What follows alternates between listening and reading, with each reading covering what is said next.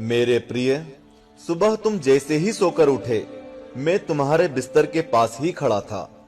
मुझे लगा कि तुम मुझसे कुछ बात करोगे। तुम कल या पिछले हफ्ते हुई किसी बात या घटना के लिए मुझे धन्यवाद कहोगे, लेकिन तुम फटाफट चाय पीकर तैयार होने चले गए और मेरी तरफ देखा भी नहीं।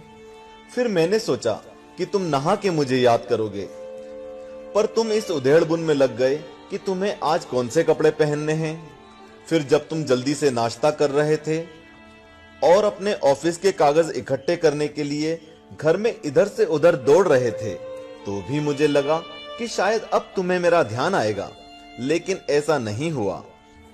फिर जब तुमने ऑफिस जाने के लिए ट्रेन पकड़ी, तो मैं समझा कि इस खाली समय का उपयोग तुम मुझसे बातचीत करने में करोगे, पर तुमने थोड़ी देर पेपर पढ़ा और फिर खेलने लग गए अपने मोबाइल में, और मैं खड़ा का खड़ा ही रह गया। मैं तुम्हें बताना चाहता था कि दिन का कुछ हिस्सा मेरे साथ बिताकर तो देखो, तुम्हारे काम और भी अच्छी तरह से होने लगेंगे, लेकिन तुमने मुझसे बात ही नहीं की।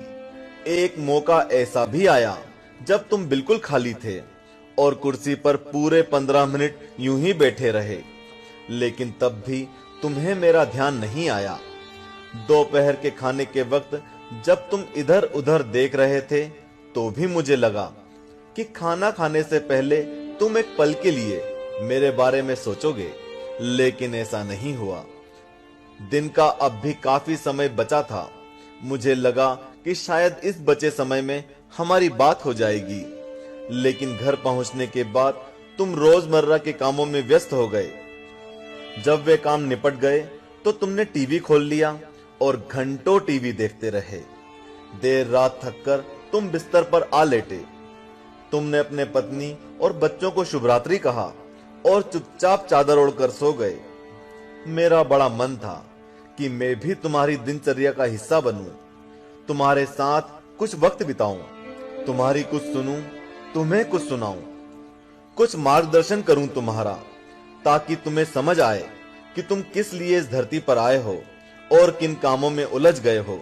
लेकिन तुम्हें समय ही नहीं मिला और मैं मन मार कर ही रह गया। मैं तुमसे बहुत प्रेम करता हूं। हर रोज मैं इस बात का इंतजार करता हूं कि तुम मेरा ध्यान करोगे और अपनी छोटी छोटी खुशियों के लिए मेरा धन्यवाद करोगे। पर तुम तब ही आते हो जब तुम्हें कुछ चाहिए होता है। तुम जल्दी में आते हो और अपनी मांगे मेरे आगे रखकर चले जाते हो। और मजे की बात तो यह है कि इस प्रक्रिया में भी तुम मेरी तरफ देखते नहीं। तुम्हारा ध्यान उस समय भी लोगों की तरफ ही लगा रहता है और मैं इंतजार करता ही रह जाता हूं। खैर, कोई बात नहीं, हो सकता है कल तुम्हें मेरी याद आ जाए, ऐसा मुझे विश्वास है और मुझे तुम में आस्था है। आखिरकार मेरा दूसरा नाम आस्था और विश्वास ही तो है।